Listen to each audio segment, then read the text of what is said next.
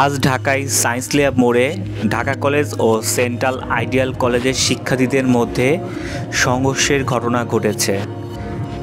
দুপুরে এই ধাওয়া পাল্টা ধাওয়া চলতে থাকে।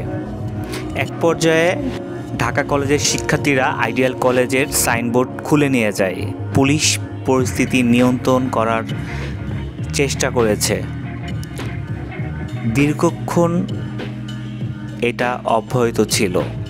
এরপরে সেনাবাহিনী এসে পরিস্থিতি নিয়ন্ত্রণ নিয়েছে। নিউ মার্কেট থানার ভারপ্রাপ্ত কর্মকর্তা জানিয়েছেন যে সংঘর্ষের কারণ এখনও নিশ্চিত হওয়া যায়নি এবং বিষয়টি তদন্ত অবস্থায় রয়েছে। আর ঢাকা মেডিকেল কলেজের পুলিশ ফাঁড়ি থেকে জানানো হয়েছে 15 জন শিক্ষার্থী চিকিৎসা নিতে এসেছে, যাদের মধ্যে ঢাকা কলেজ এবং আইডিয়াল কলেজের শিক্ষার্থী রয়েছে। আপনি কি মনে করেন এই Dhaka college, Dhaka central ideal college এই মুহূর্তে তারা শিক্ষার্থীদের বিরুদ্ধে দাঁড়াচ্ছে? আপনার কি মতামত অবশ্যই আমাদেরকে জানাবেন, আমাদের সঙ্গে থাকবেন।